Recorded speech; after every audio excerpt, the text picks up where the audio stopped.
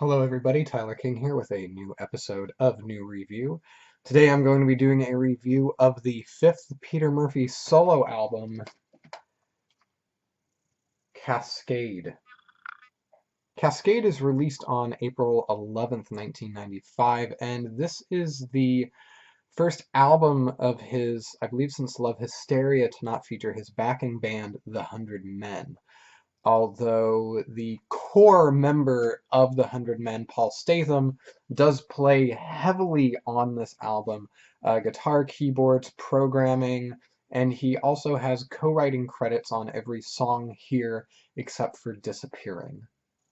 Other musicians featured here are Kevin Armstrong and Michael Brook on guitar, Gary Twigg on bass, Jeff Dugmore on drums, and Anna Ross on backing vocals. Pascal Gabriel produces the album, and he also provided, he's also given programming credits on the album. And this is the final Peter Murphy album to be released on the Beggars Banquet label, who had released all of his previous albums. Let's cut right to the chase. The album opens with the song Mirror to My Woman's Mind.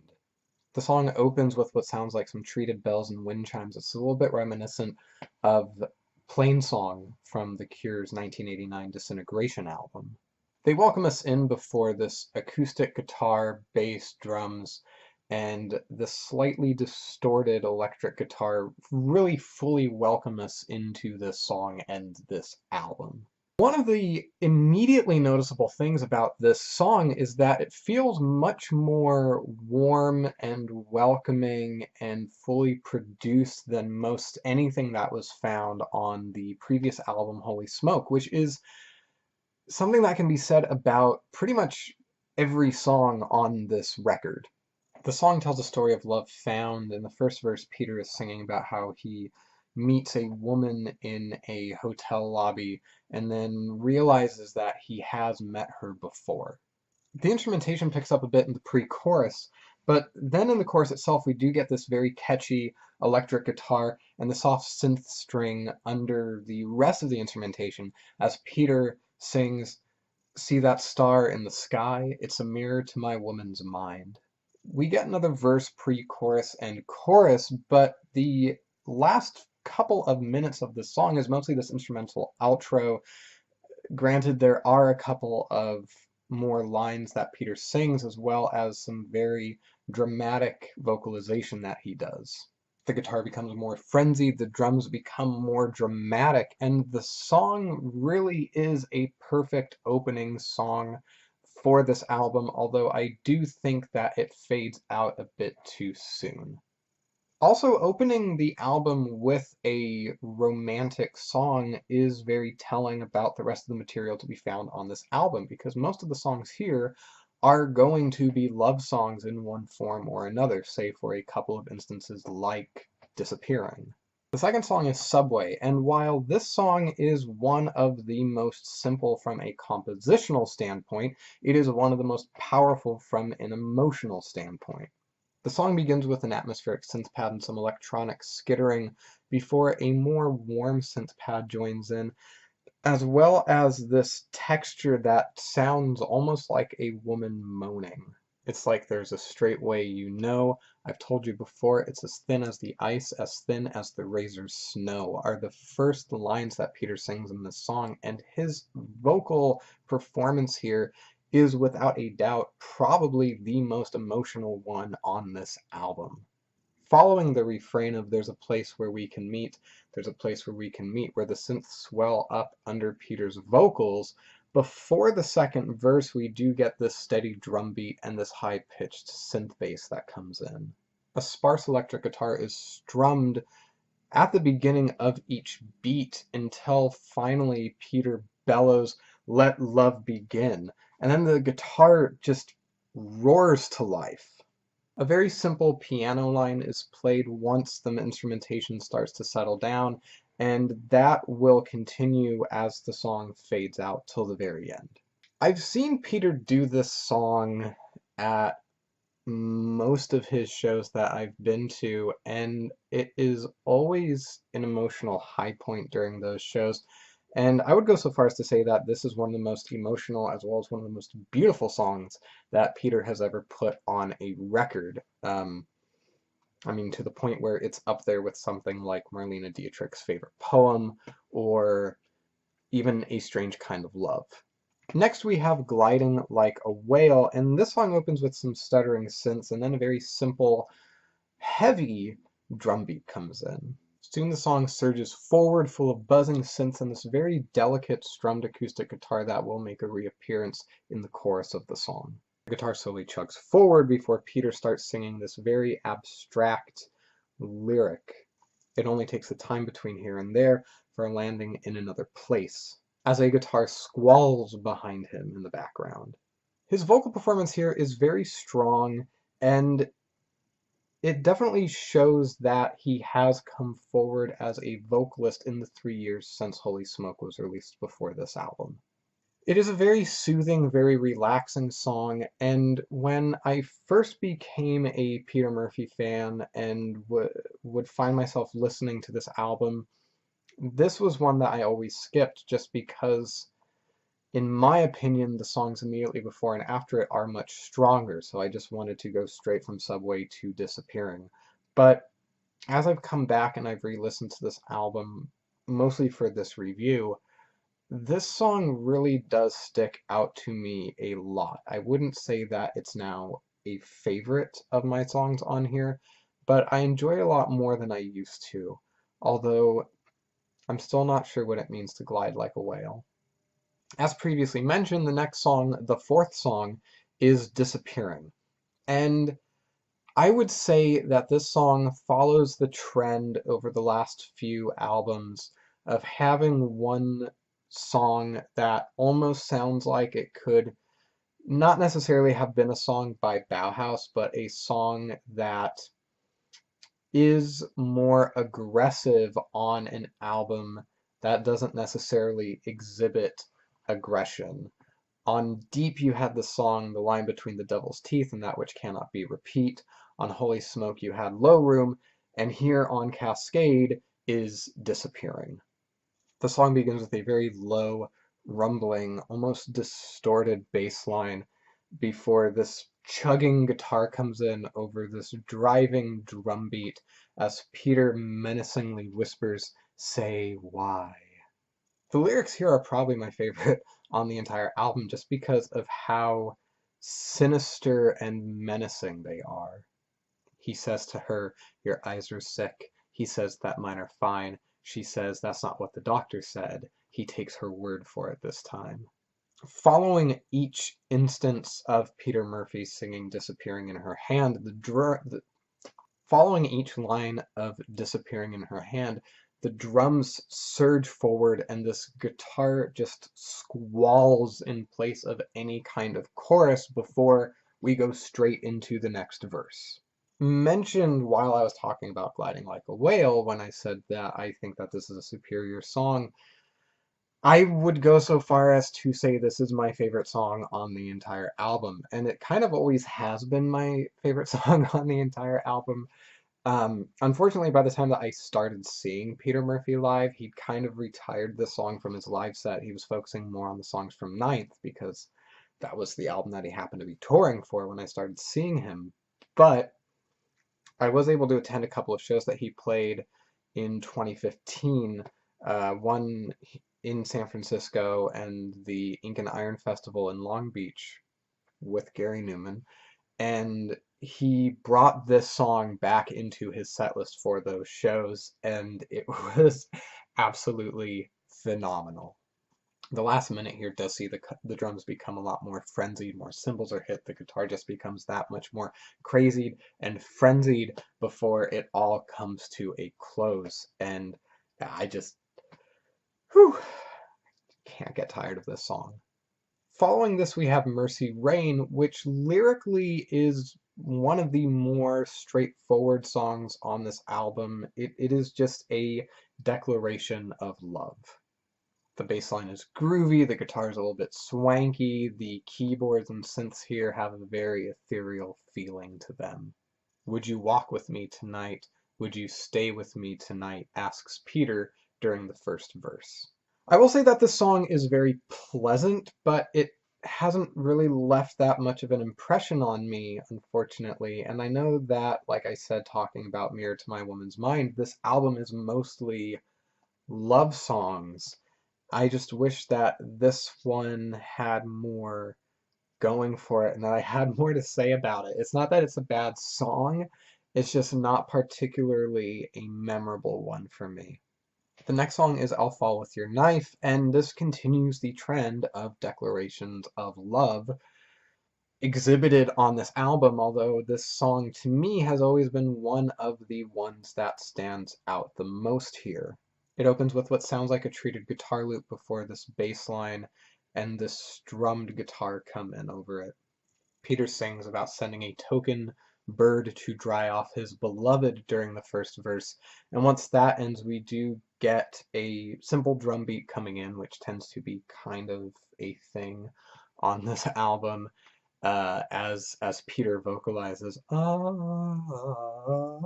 right during the intermittent period between verses. The lyrics do paint a picture here, and I will say that the addition of some writhing and beeping synths under the instrumentation does make the second verse a little bit more powerful. Peter's voice when he sings lines like, "When you think your chance is passing by, when you blow your moon away," is so powerful and dramatic, and I would go so far as to say that this might be his best vocal performance on the album. The last 90 seconds see more of Peter's vocalizations over this instrumentation that keeps going as Peter sings, "I'll fall," and it's here, "I'll be with you." Overall, I don't have much of a complaint about this song. Much like Subway, this is really the song from this album that I've seen him perform a fair amount of times, and it translates just as well in a live setting as it does here in the middle of an album. Following this, we have The Scarlet Thing of You, and it definitely, from a production standpoint, is one of the most polished and clean sounding songs on this record, so of course it was released as a single. The intro here is actually very fun sounding, which isn't necessarily a word that I would place on most, if not very many, any Peter Murphy songs. We get this drum fill intro, this very nice strummed acoustic guitar, and a memorable lead guitar that brings us into the song as Peter sings, "Gonna fly up to the sky to the scarlet thing in you." Lyrically, this does make a very good point where I think that Peter seems to have an obsession, not an obsession, but there definitely is a lyrical theme here about birds and aviation and the sky. Following this verse, we do have some nice subdued female vocals performed by Anna Ross, who joins in on the chorus as Peter sings, "I saw you, you were one." There is a very emotional bridge after the second verse as Peter bellows, "I saw you, you saw me." And following the last chorus, we do get this distorted vocal of Peter as he sings, "Everything's all right," at this, over this very sudden electric guitar lead. Overall, it's a very pleasant love song on an album full of very pleasant love songs. The next song is Sails Wave Goodbye, and this does open with some electronic pulses and waves, and the song is another mid-tempo guitar-led song. The chorus of the song really is the highlight for me as Peter croons the title, but the song doesn't leave that much of an impression on me to the point where even just re-listening to the album this morning in preparation for this review, I can't really tell you much of what happens in this song, which is unfortunate because I do remember really liking the chorus. The next song is Wild Birds Flock to Me, and the song fades in on a very pretty shimmering guitar before a bass note takes the song into more territory of chugging pretty guitars. The tempo is a bit faster than the previous song, which makes it stand out a bit more, but much like Sails Wave Goodbye, to me, the main draw of this song does just happen to be the chorus, which Peter and his backing vocalist sing in the chorus. It's the title, is what I meant to say. I mean, yeah, you know what I was trying to say. The last few repetitions of the chorus do have this squalling guitar underneath as Peter is hitting some very high notes as he sings the word me. I just wish that I enjoyed this song more than I actually do. I mean, obviously Peter enjoys it to the point where the the greatest hits compilation album that he put out was called Wild Birds, and the tour was supported by the Wild Birds tour. So obviously Peter likes this song a lot. I just wish that it struck more of a chord with me. The next song is Huvola, and this song can really be described as the second ballad on this album, following Subway, which was a few songs ago. Huvola being one of the longest songs on the album, it clocks in right around the 6-minute mark. Some deep thudding percussion and ethereal guitars and keyboards welcome us into this very warm soundscape. This simple drum beat starts, which, like I said, is a thing on this album, and we do get this very pretty piano line being played as Peter sings, "One fine night the air did bring 2 little ones called to be."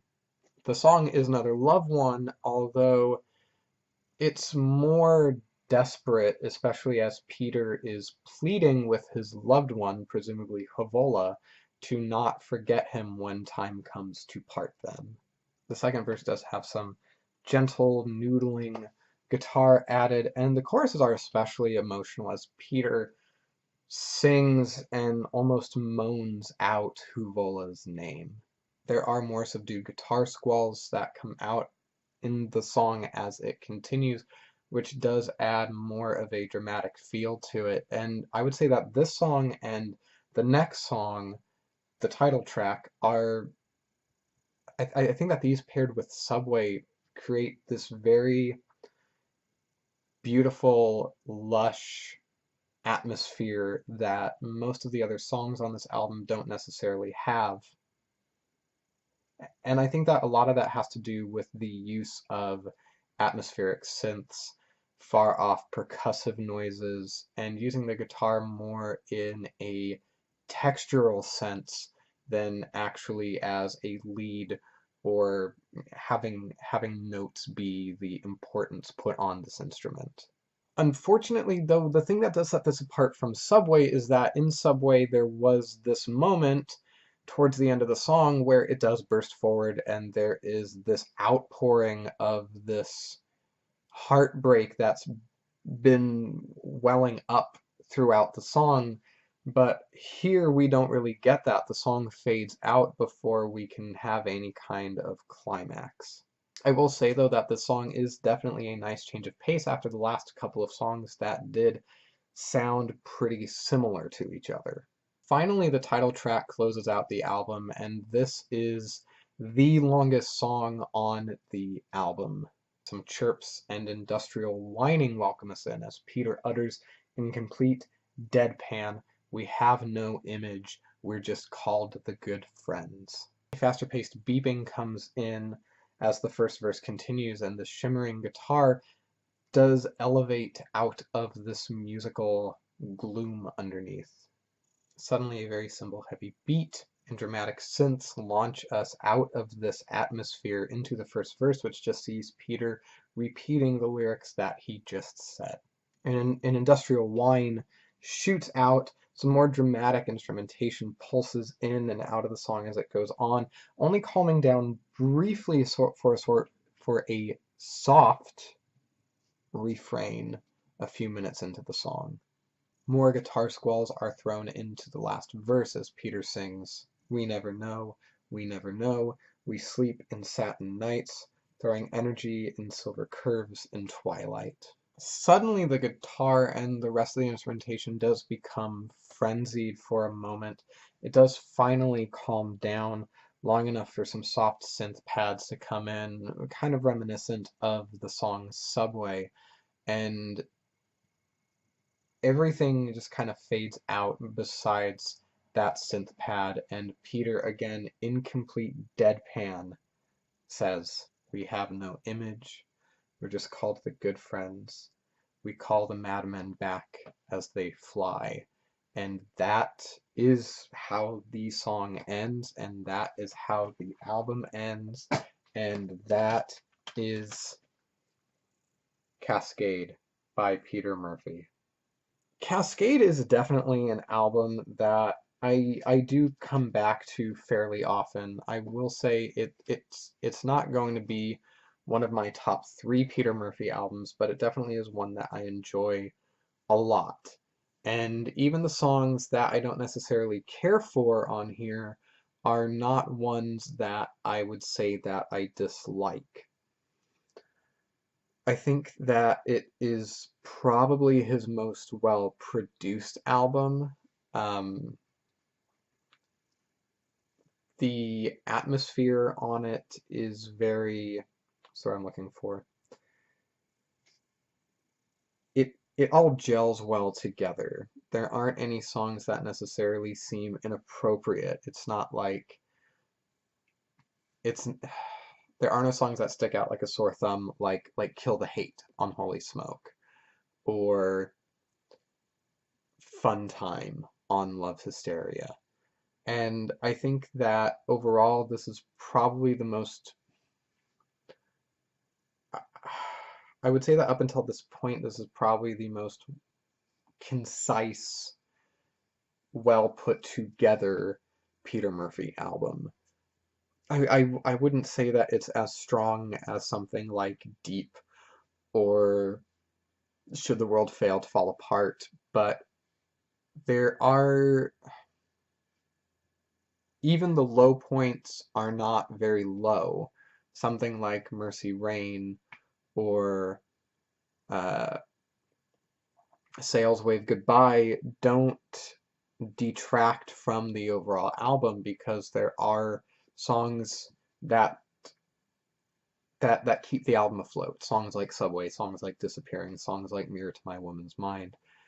And unlike something like Unholy Smoke, where towards the end of it all the songs start to sound a little samey, here there is that shake-up with Wild Birds Flock to Me being put right next to Huvola, which are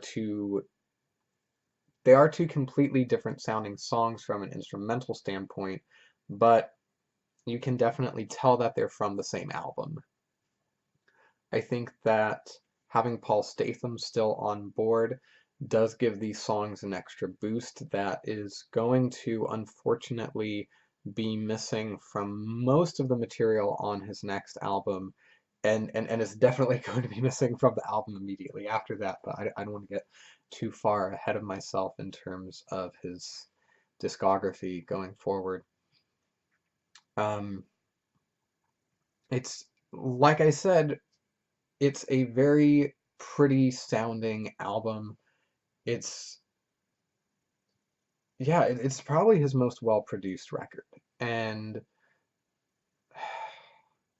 I just wish that there were certain songs on here that I liked more, because I know that this album tends to be a fan favorite, up there with Love Hysteria, up there with Deep. A lot of people view these three records, Love Hysteria, Deep, and Cascade, as his top three albums. And I think that it's very interesting going back and listening to his first five albums in order. And I know that that's something that Beggar's Banquet is going to do. They just released, or they're just about to release, a 10-year Peter Murphy 5 CD box set, which details the 10 years that he was with Beggar's Banquet. So Should the World Fail to Fall Apart, Love Hysteria, Deep, Holy Smoke, and Cascade.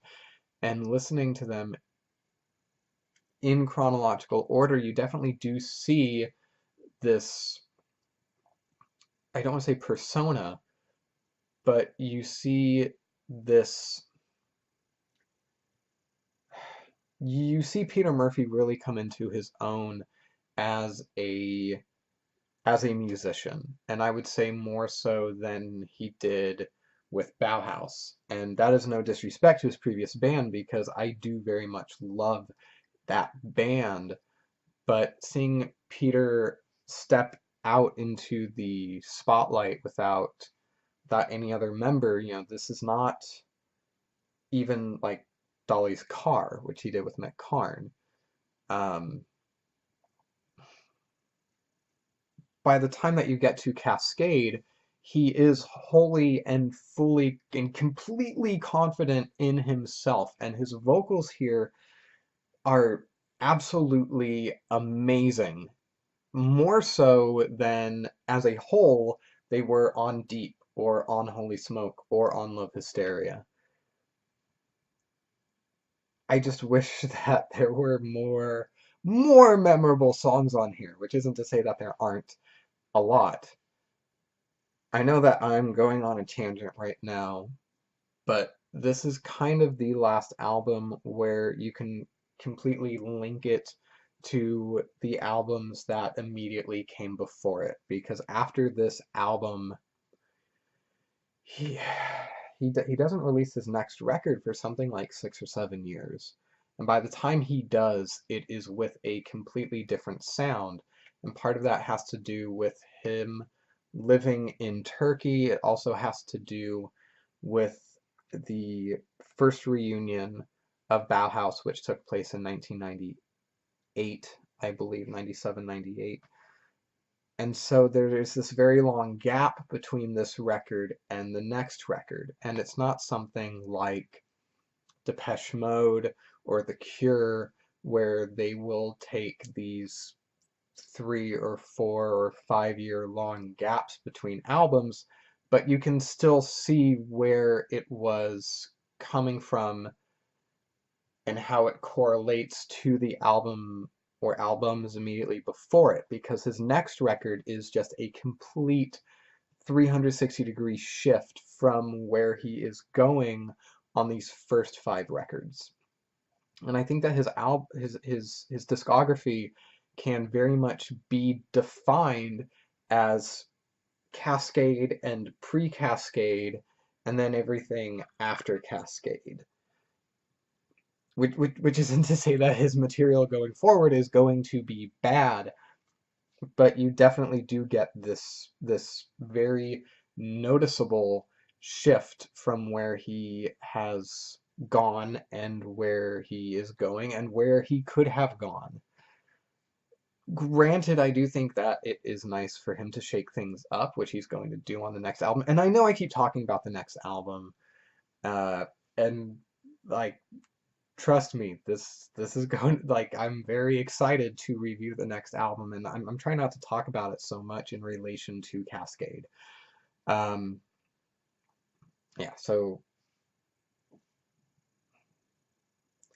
not going to talk about the next album anymore because I don't want to give too much away about my own personal thoughts about it before that review comes out. But Cascade is definitely an album that I think you can pick apart and you can select favorite songs from, and it won't necessarily take away from the rest of the album. Unlike, I think that something like Deep or Holy Smoke should be listened to from front to back. I don't necessarily think that that's the case with Cascade.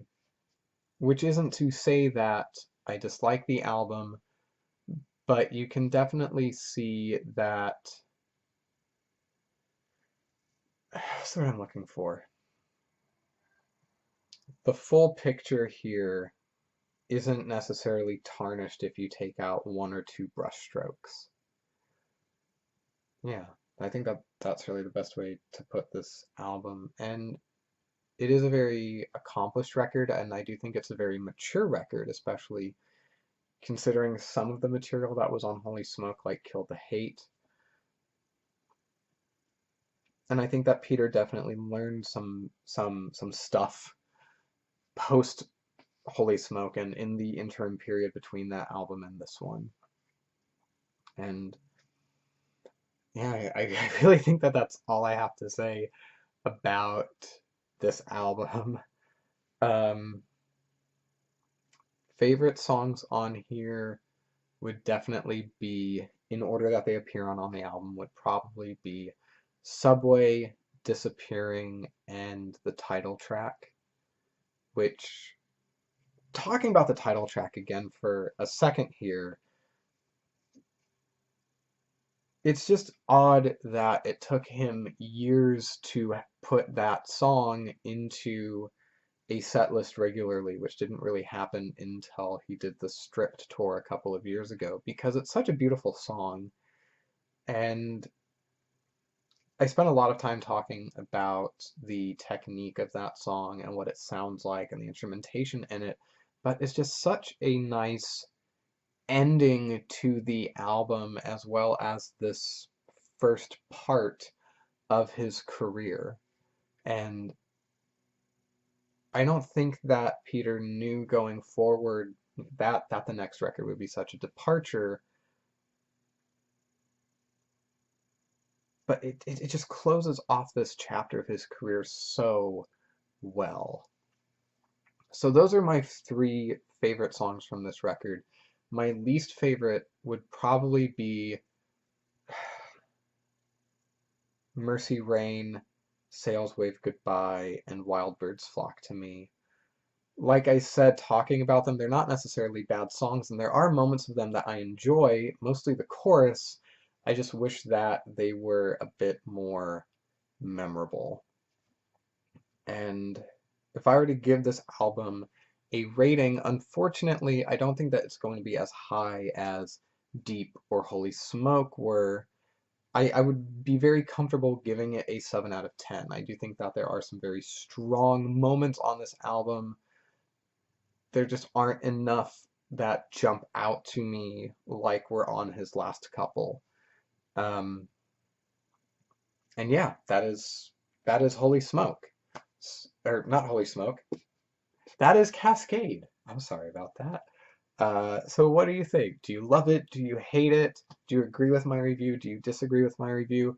Are your favorite songs ones that I don't necessarily care for? Please leave any and all comments in the comment box below. I'm going to be much faster getting my reviews for the next couple of albums out because I really want to get these out there before his residency is now scheduled to start at the end of this month.